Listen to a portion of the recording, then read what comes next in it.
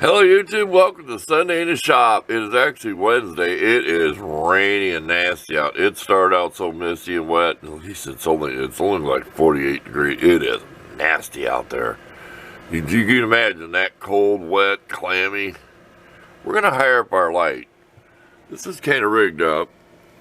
I've got a video that's already posted. Some pictures how that's kind of stuck there, and I put a screw through here. Well, we doubled up this angle iron. What we did is we turned the opposite way. See how these holes go? Here's the big hole in the slot. This was a big hole. If you get this backwards like that, you can put the bolt through the small part of the slot. You see that, what I mean? See that, where the bolt will go through the small spot of the slot? I think you can figure it out. It just was too low. With it like this, my head kind of was right. Like, say your head's about right here, your forehead. The light's kind of coming in your face, so I want it up in the air more. And this was a little tricky if you look at them. See them little tabs?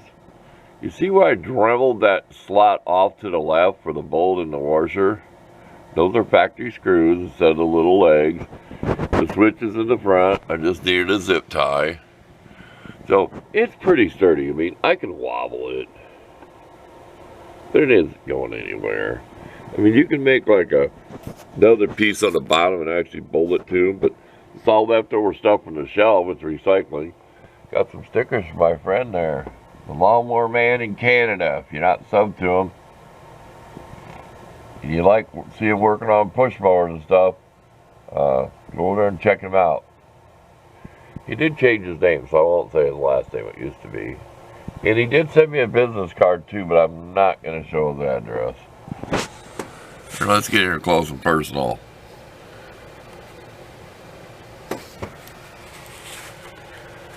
Yeah, we've sent a few things back and forth. I sent him some gifts here, several years back. A little John Deere crescent wrench. I know he really got a kick out of that, because he's got John Deere tractors and I got one. That's my radio underneath the washcloth, so don't get dirt and dust on it. Because like I said, you grind that dust is magnetic. It'll suck right into a radio and ruin it. You got all them blades, all that metal dust. I wear my mask, but still, we're thinking about making a fume extractor gator thing. But we'll come back when we get the top on this. We're just rattling on because it's that type of video. I can still use this if I have to. I use this mostly emery wheel when I need it. On a project where I got to polish really small parts or something, it's not really a grinder. It's used more for polishing type stuff, because that's that rubber emery wheel. And I don't use that a lot. Like this. It's over here because I don't use it a whole lot. I use my disc sander. That's just for fine finishing a knife blade edge or something because it's diamond. Can anybody tell me what I did wrong with my soldering when I asked about it? Your opinion. I'll bring that up again. What do you suggest? I could not solder tin. I know I can solder copper. I know I can do that. Anybody can. Okay, let's get to work. Let's get this finished up, and then we'll show you our C-clamp project we're working on. Okay, this might be hard to see in the dark, but there is a lock washer in between here, okay? See it down in there? And I got the bolt on the small part of the slot. That's down, that's pulled ahead. So it's locked together pretty good. It's wobbly. But then it ain't going nowhere. Okay, we'll sit back down in a chair and give you a little better view of this before we turn it on. Okay. I said it's wobbly. But it's a lot stronger down here. It's not going anywhere. Like I said, my head height is about here. And said, this is a lot better now. Okay, we're going to turn this on. This is what conditions we've been working in with this lamp over here, even though it's got an LED bulb. Let's get it the best we can. This is what we've been working with, okay? It still feels like you're in a dark cave. Are you ready? We're going to turn the light on. You see how bright it went at first? That's about how bright it is in reality. So, probably going to blow the camera out. You can tell that little thing is bright. Shield your eyes. I mean, it's a spendy, 19 bucks. But They talk getting a $5 or 2-year replacement thing. So you got to figure, you know, what it's going to cost you to run. If it lasts me 2 years, if it lasts me 3 years, it's more or less paid for itself for a cheap tool like that. We'll show you the difference. We'll back up here. Look off over in that area. Okay, let's watch this. A little bit better. Got your aluminum foil here in the corner too. Oh, this is much better. I can get down and work on stuff.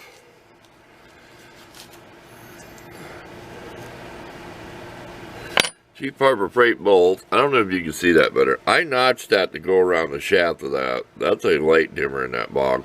And I did put a screw here. Like I said, this is never going to get moved. We can make something permanent someday, but really nice. Let's sit back here and look. Really nice. It's bright now. I am happy. I can work on stuff. It could be the darkest, it could be nighttime, the darkest winter day. So, enough of that. Let's bring out my C-clamp project.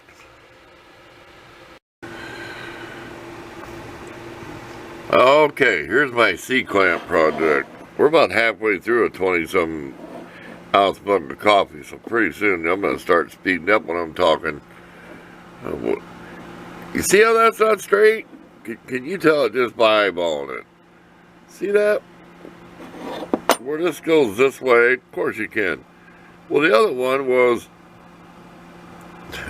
not as bad. They're just cheap clamps. You know where they come from. Look at that nasty paint. So I had a choice. And these open a little more than 4 inch. We'll put the ruler up here. They open up about 4 3/4 of an inch. We're deciding, what would you do? Would you make this black or pretty blue? I got some model car blue. See, I put that other paint on metal and it makes it transparent, and then it's hard to... I have some gray primer. All I have is model car primer. I got enough in the bottle to prime this with a light coat. And really polish this and spray clear coat on it. I left some paint in the corner there. See it? I'm going to finish. We'll show you the bottom. That's what we had to go through.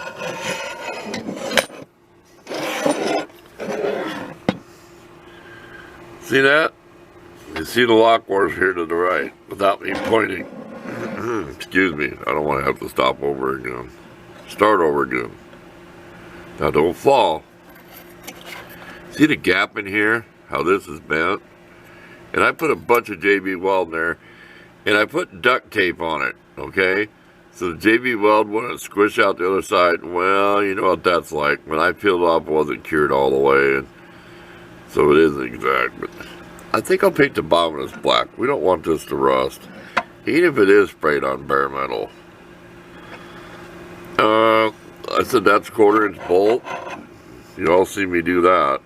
It barely went through. We did not put no Loctite. We didn't have no time to. That's flat, so you don't have to use a wrench. It did try to move. So that's what you got to go through. So you see how I ground that out? I went too far. But then watch how I notched the metal plate. See that? Let's come around here and then we'll lift you up to show you. This is what you might have to do if you want to build one of these. See that? But look how nice that looks from up here. Doesn't that look nice? See where the plate is notched? And that'll keep this plate from turning.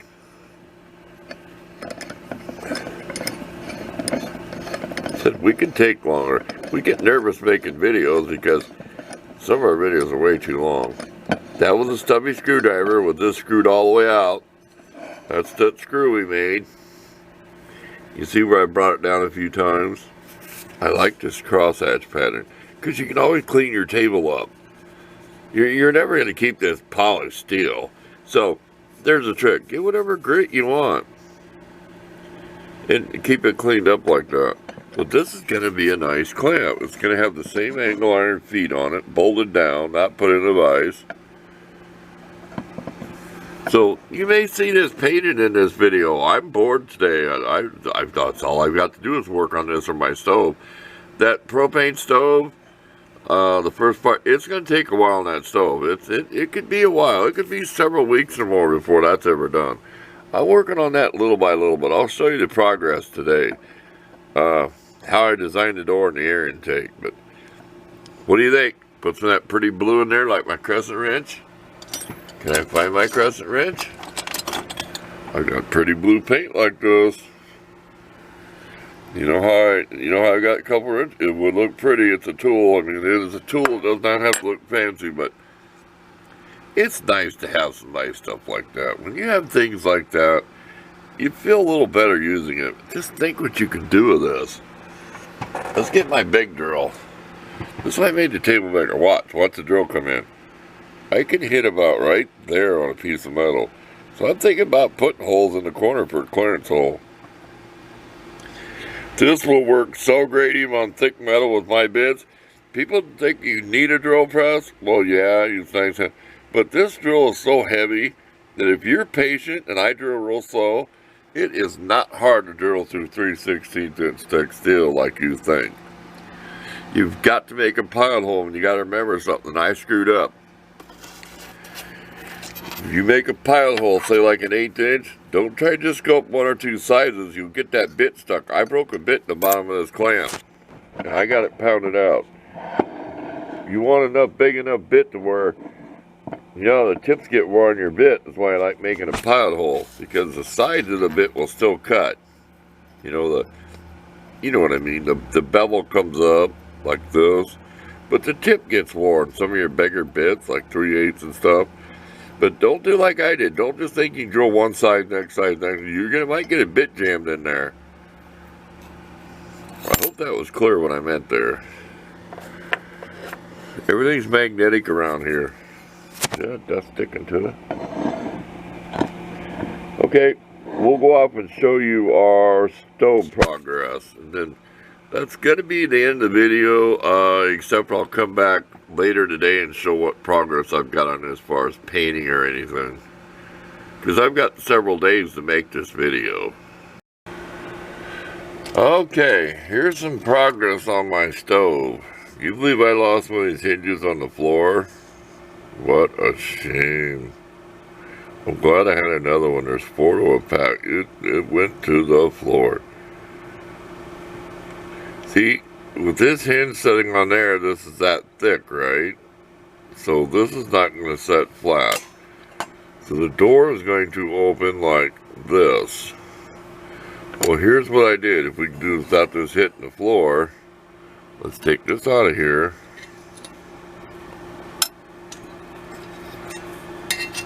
This is what we did. This took a while to mill this out with the Dremel bits.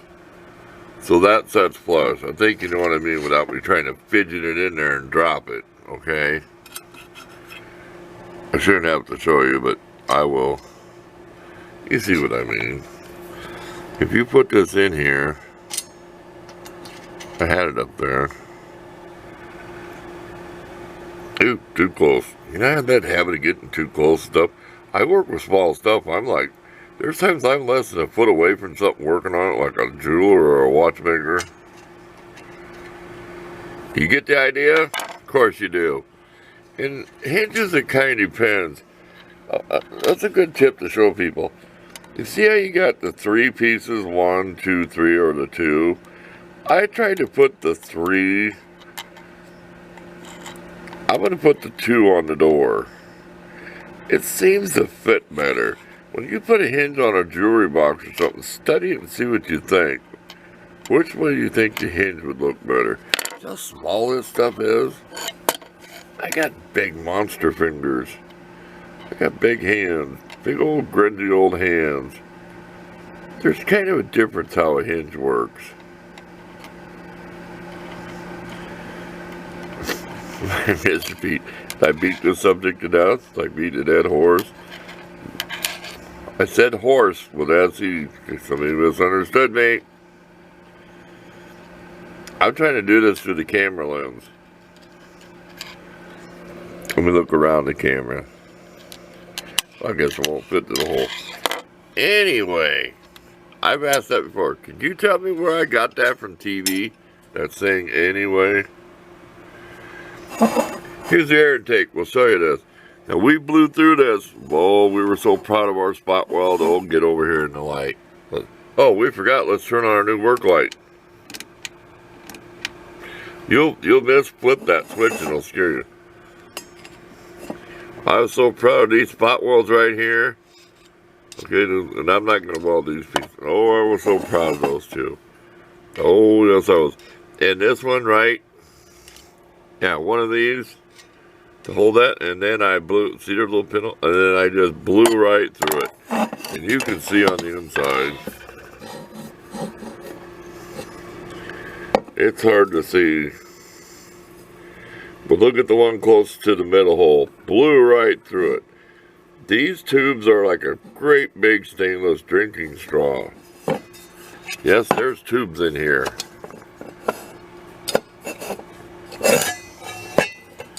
See that? 3-barrel. See, you think motors. You gotta kind of do that though. You got air intake and exhaust. So, and you're burning fuel. And this is all JB Weld. The whole inside of this. See, we can make these little mistakes. Don't get rid of your lanyard though to keep your camera from smashing to the ground. So all this in here is JB Weld. You almost can see it down in there.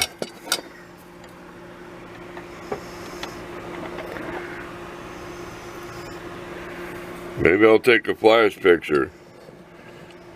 How it's smooshed around the pipes. But there's an update on that. I didn't talk about making this in the video. I thought about spot welding, but that took a long time to make this. The second video, I kind of skipped a couple things. I've got it produced already and things. I think I skipped a few things on this lever. This took longer than what you ever thought. I had to bend part of this. I had to adjust. I had to bolt. I had to cut and Dremel. Because I wanted this to close exactly. I wanted that bevel in there. Because this door's a little front. When it comes down, I want it to have a little bevel where it can catch and slowly drop in the slot. There you go. That's it for that stove. So this is going to take a while. I'm designing this as I build it. I'm still tempted to try to weld them hinges. But you don't see that. See, I want this cobbled up look of it bolted together, hobo stove, and you know, people ask me, I will be cooking on this. There'll be a metal plate tacked on here, and it will be hot enough to cook soup or something on. That's a mark for something, a stovepipe or something, but I had this marked out. Oh no, there'll be a plate on top of here. If this was a real propane tank, I'd probably cut an inset, a flat plate, cook plate in there. Nah, we're trying to spot weld this little thing. I mean, when I put the back on here, I don't care how nasty it looks. It's going to be spot welded in there. So, stay tuned. We'll bring you back with something else before the video's done. Long-time subscribers, remember these paints. Look at that antique Chester's paint. Look at the label, just like when I was a kid. You're talking a long time ago. Don't believe that. The word says thinner and cleaner. They made a paint thinner. If you use mineral spirits to thin paint, it may never really dry and it'll stay gooey. That is a model secret. So don't be roped into believing that. Because I used to have a bottle of just paint thinner I got from a hobby guy. These are modern paints in front. I've even got stoplight amber for turn signals. And stoplight red. You know when you get bumpers that the taillights ain't painted? That's a transparent paint. And I got that funky purple when I was a kid. See that? But it's something happened to it. It used to be, see the label? That's the purple. If you're as old as me, you remember using that purple on model cars. I know a guy out there I'm sub to who built models when he was a kid. Several guys. Couple at least. Yeah, just beware of the brush thinner stuff. I have to do it, but I don't like to. Here's that special mixture I made with black, brass, and gold to do that plumb bob. So it's separate. It's still good. Oh, I have some antique paints I can find if anybody could kind of remember in your mind. The bottles were kind of sculptured. They were squared. And they were like cut glass. It's a very, very old set of paints. They have to go back into the 50s, and I lost it in my big shop. It was like a little cigar box. Maybe 6 bottles in it, and they were very, very old paint, and I don't think it's old Krylon. But we'll let you think about that. Really, real old paints in a little sculptured bottles. Okay, back to work. This is worth showing, because you'll probably never see it again the rest of the season here this winter. Okay, we are done with our clamp on one side. We will clear coat this when we're done. When we are done, I still need to, I just primered out real quick. Not quick, it took a while with a little brush. I'm using model car paint, just gray, flat gray. We'll make our angle iron for the feet there sometime when we can get outside without it raining, so. This is about it for this week's episode. Thanks for watching. Look for all the pictures.